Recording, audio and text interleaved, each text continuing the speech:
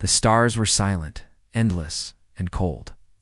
For years, humanity had been listening to the dark, hoping to find someone or something out there. Most had given up, but not Dr. Elena Ward. She was the last senior scientist working the midnight shift at the Deep Space Listening Array in Alaska, a lonely station filled with blinking screens and quiet machines. The others called her obsessed, but Elena called it purpose. That night, the sky was clear, and the radio dishes pointed toward the constellation, Orion. Everything was normal until a sudden spike appeared on her monitor. It was a soft pulse, a rhythmic wave that came every 12 seconds. She frowned and leaned closer. It wasn't static. It wasn't a satellite, it was something else. Elena adjusted the filters and played the sound through the speakers. The control room filled with a low hum, deep and trembling like a heartbeat in the dark. Her hand froze over the keyboard. The signal had a pattern. It was almost like a voice trying to form words. She hit record. Bass. "This is Ward.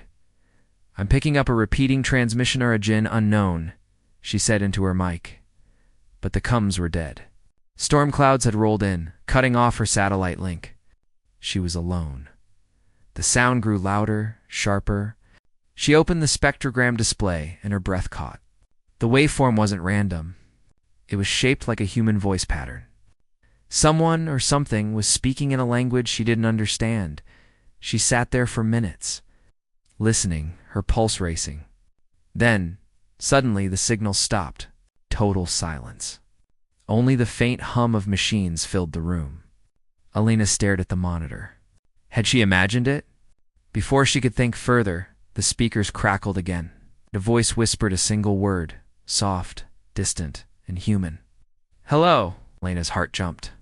She froze. That was English. She replayed the recording, but there was nothing, no trace of the voice, only static. Her hands trembled as she adjusted the dials again.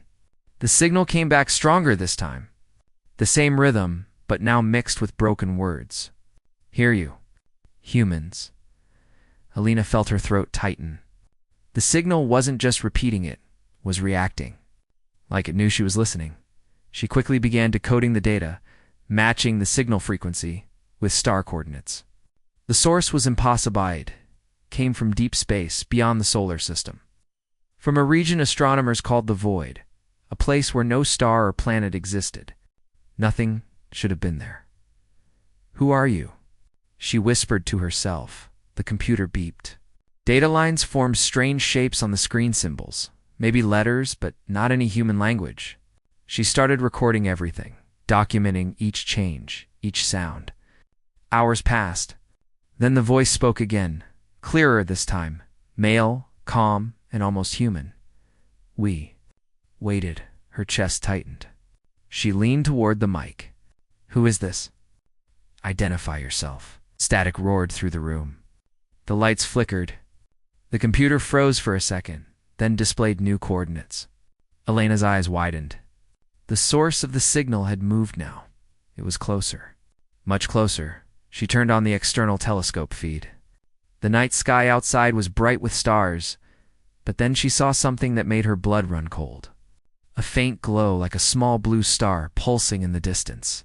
It was not there before. She zoomed in. The glow expanded for a brief second and then vanished. The instruments began to malfunction, one by one. Monitors shut down. The speakers screamed with static. Then, through the noise, the same voice whispered again, "You are not alone." Elena's hand shook. She backed away from the console, staring at the dead screens. Outside, the storm was gone. The sky was perfectly still. But when she looked up through the window, she saw that same faint blue light now hovering above the horizon. The lights in the room flickered one last time. The voice came through again, louder, almost desperate. "Listen, they are coming." And then everything went dark. When the power returned, the room was silent. Every screen flickered back to life, showing lines of code and symbols that Elena had never seen before. The system logs showed no errors, no storms, no reason for the blackout. But the blue light outside was still there, glowing faintly in the night sky like a distant eye watching her. Elena's fingers moved fast on the keyboard. She copied the recorded data onto a secure drive. Whatever had happened, she needed proof. She knew that if she told anyone about hearing a voice from the void, they would call her crazy. But the recording didn't lie. Someone out there had spoken English. She played the last few seconds again. The voice was faint, but clear enough. Listen. They are coming. Who is coming? And why now? Elena uploaded the signal to the global network, encrypting it through the Space Research Council's private channel. Within hours, her message reached orbiting stations and deep space monitoring centers. By morning, her name was flashing on every government screen. They wanted answers. The next day, a small aircraft landed near the array. From it stepped Commander James Holt, a man known for keeping secrets. His black coat and calm voice made him look like someone who had seen too many strange things. He didn't smile when he greeted her. "You found something," he said simply. "Something we've been waiting for." Lena frowned. "You already knew about it?" Holt nodded. "We've been receiving fragments of this same signal from 3 different satellites in the past month. But yours is the first to have a voice." He pulled out a small device and connected it to her console. "The message is not random. It carries a pattern coordinates, maybe a warning." They replayed the recording together. The room filled again with the same deep hum, then the voice, clearer this time, as Holt's device cleaned the noise. "We waited long. Time." Elena's heart beat faster. "Waited for what?" Holt looked at her. "Maybe for us." Outside, the wind howled softly. The blue light in the sky pulsed once, faint but visible even in daylight. Holt noticed it too. He walked to the window and stared. "It's closer," he said under his breath. "Much closer than last night." Suddenly, one of the monitors beeped. A live feed from an orbital telescope appeared. The void region, once empty now, showed movement. A strange object was drifting between the stars. It was not a meteor or a ship. It was like a floating mass of light, changing shape as it moved. Elena zoomed in and froze. At the center of the light, there was a structure metallic, perfect in geometry, glowing from within. It almost looked made. Holt's radio buzzed. A voice came through, sharp and tense. "Commander, we have confirmation. The object is entering system range. Estimated contact 48 hours. Lena stared at him. "You think it's alive?" He shook his head. "Alive or not, it's coming here." The room fell silent. They both knew what that meant. If something from the void was heading toward Earth, there was no way to stop it. All they could do was prepare. Night came again. Elena couldn't sleep. The blue light had grown brighter, now visible even to the naked eye. She stood outside the array, the cold wind cutting through her coat. It looked like a star, but it moved, slowly crossing the horizon. And then, just for a moment, she heard the voice again. Not through speakers this time, but directly inside her mind. "Elena, help us." She stumbled backward, terrified. The voice was human, gentle, almost pleading. "Who are you?" She whispered into the night. No answer. Only the quiet hum of the dishes turning to track the light. The next morning, emergency alerts went across the world. The signal had spread to every communication channel, radio, internet, satellites. No one could block it. It carried the same repeating message in every language. "We are coming home." Governments called it a hoax. Scientists called it a glitch.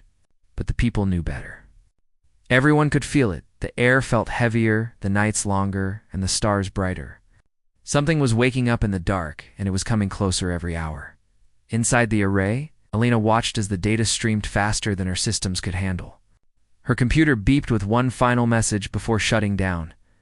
"They remember you." Elena's breath caught. She whispered to herself, "Who are they?" But deep down, she already feared the answer. 2 days later, the object from the void reached the edge of the solar system. Every telescope on Earth was locked on it. What once looked like a faint light was now a massive structure, larger than any ship ever made by humans. It moved slowly, without fuel or thrust. as if space itself was carrying it forward.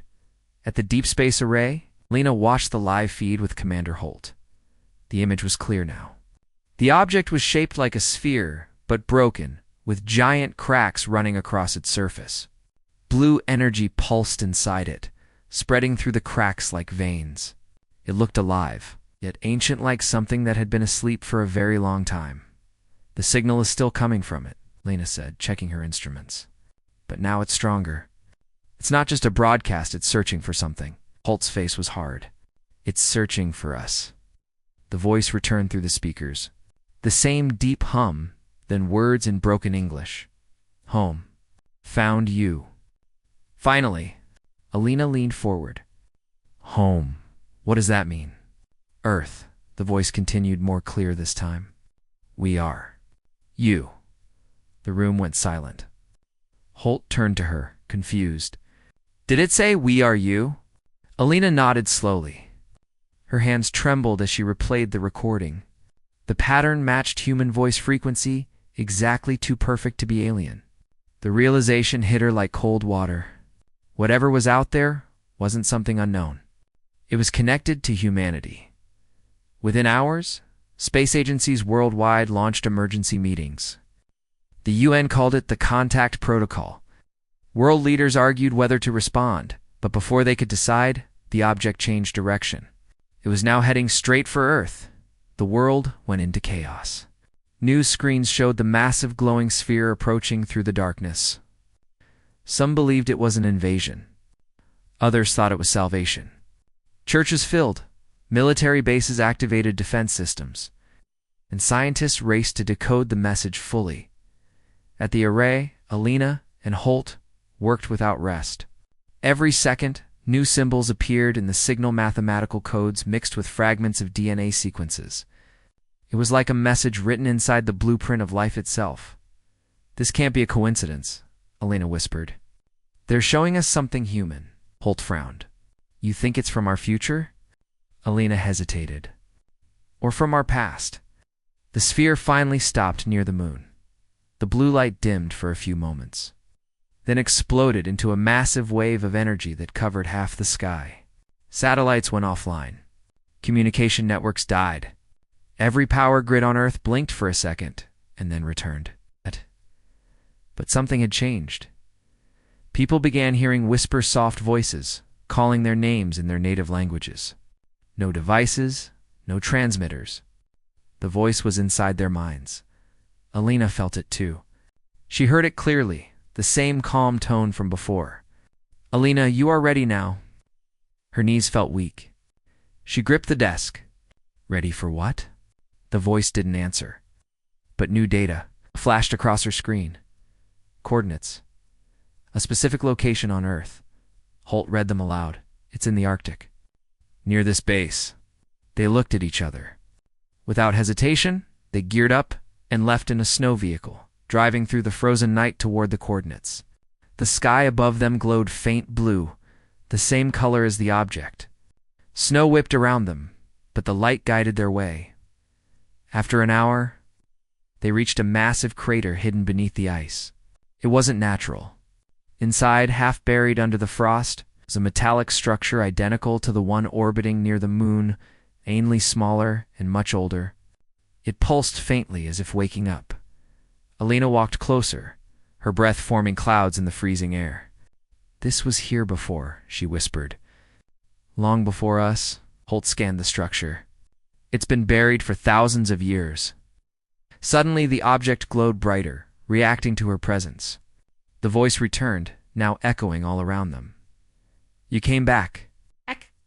The ground shook. The ice cracked beneath their feet. The buried sphere began to rise, breaking free from the frozen ground. Holt pulled Alina back as light burst from the cracks. Inside the light, shadowy forms appeared, tall, human-like silhouettes made of energy. Alina stared in shock. "They look human." The voices spoke again, many at once, calm and united. "We are your beginning. You are our end." The light faded for a second, and the figures vanished into the cold air.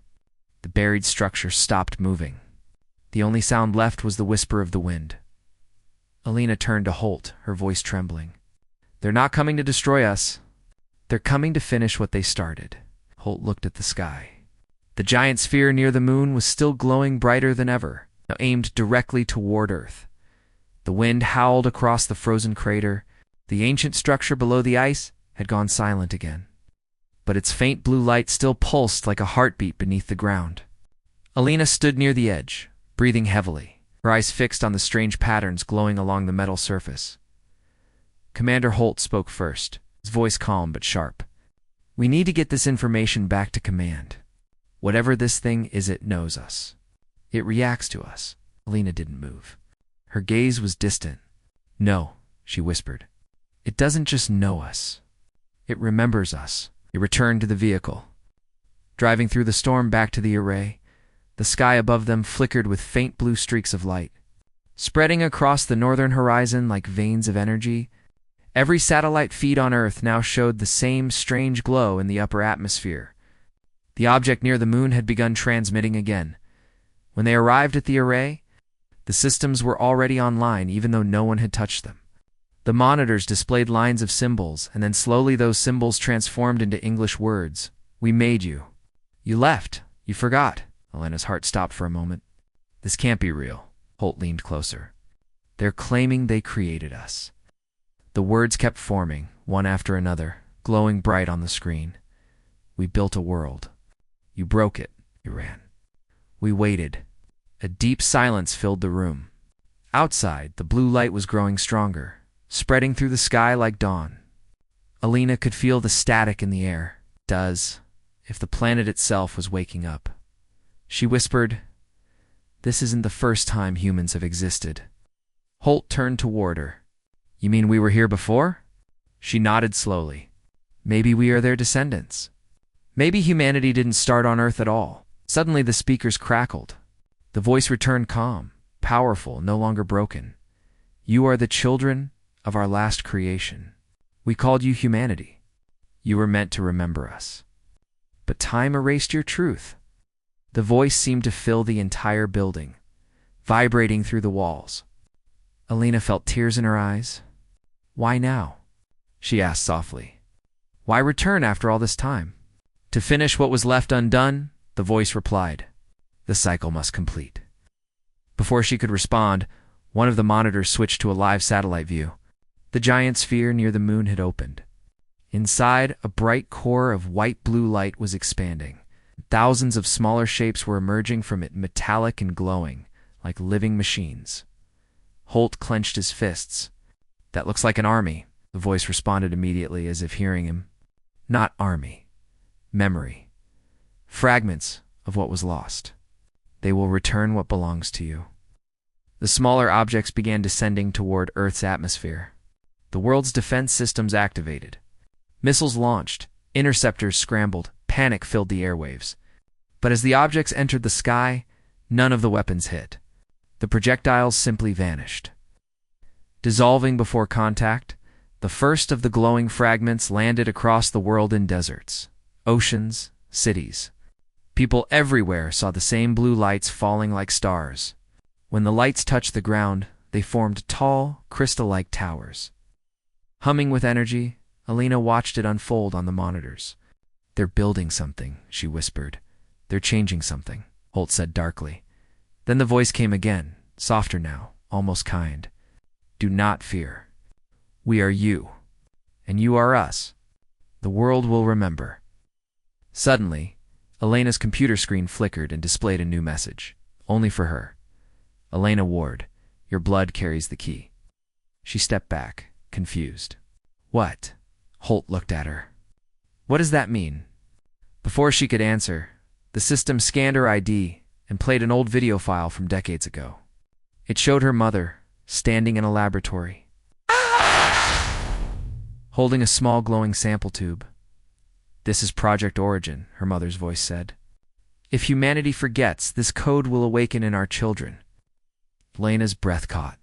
She had never seen this before. My mother worked in genetics research, she whispered. But this was before I was born. Holt stared at her.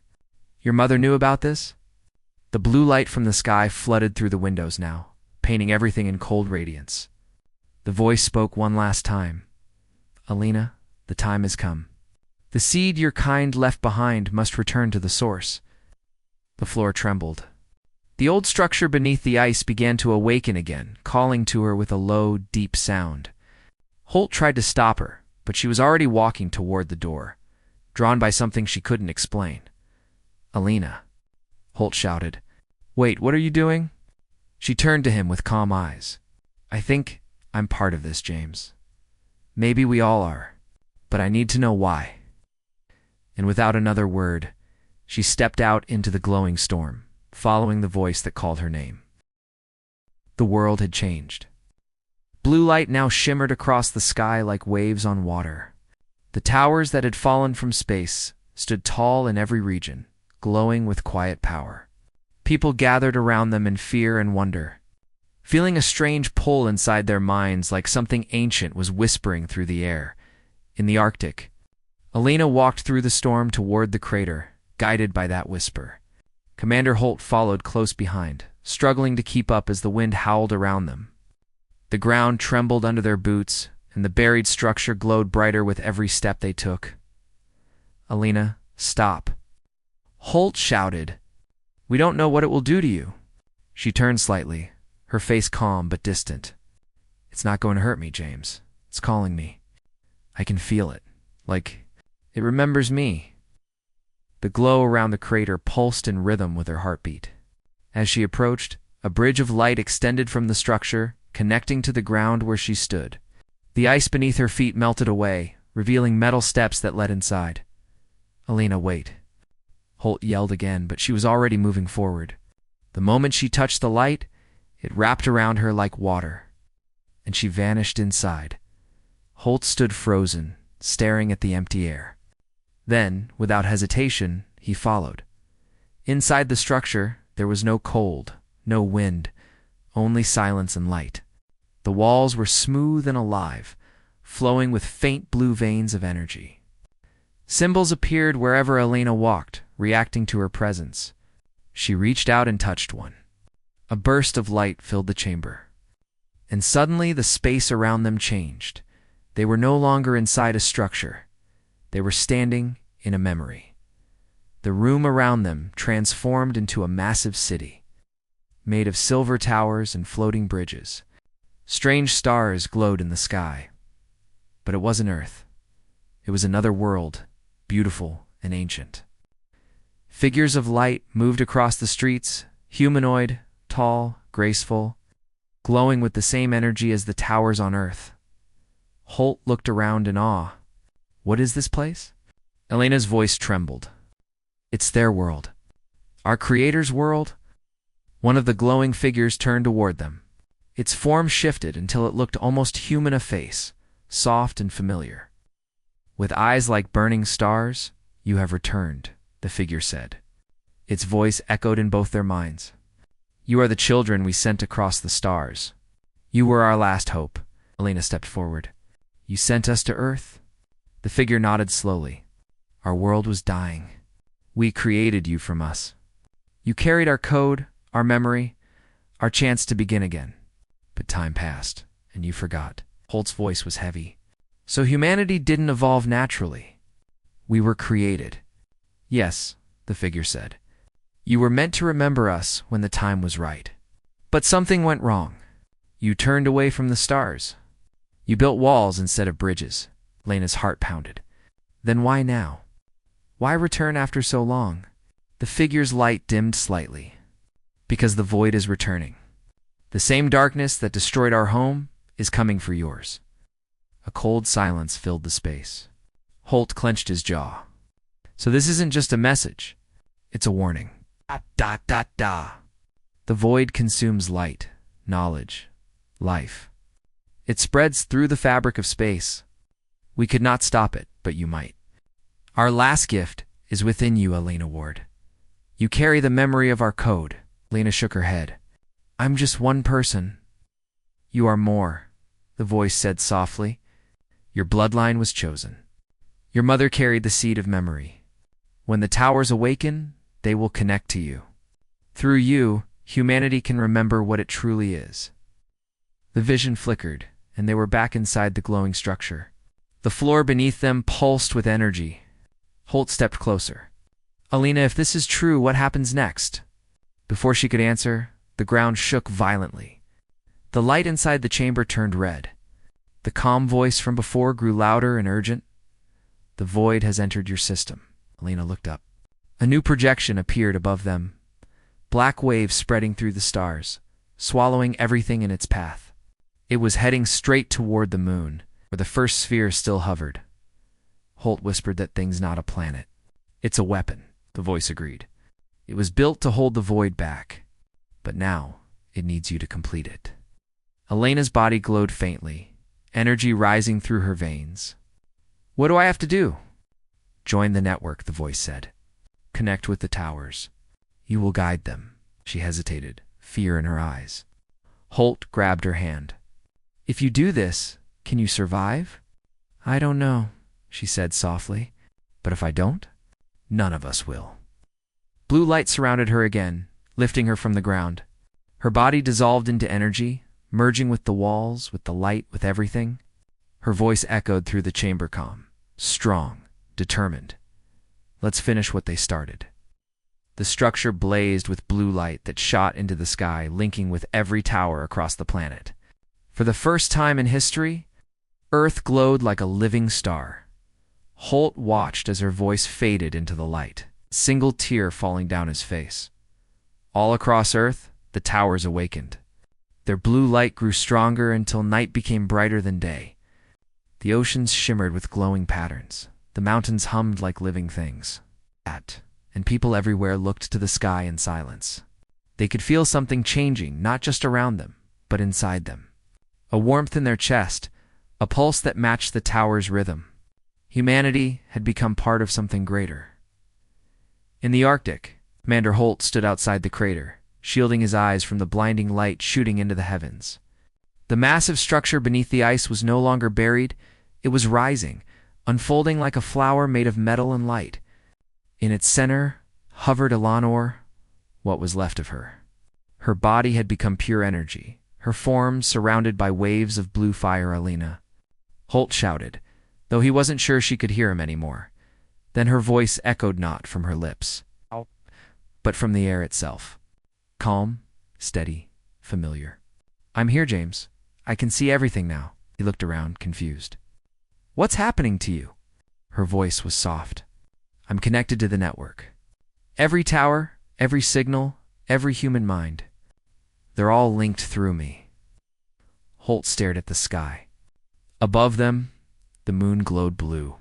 The ancient sphere orbiting it had fully opened, releasing massive streams of energy that stretched toward Earth, linking with the towers. The planet itself now pulsed like a giant heart. "Alina," Holt said, his voice breaking. "The Voidite's here." She paused for a moment, then spoke again, her tone heavier.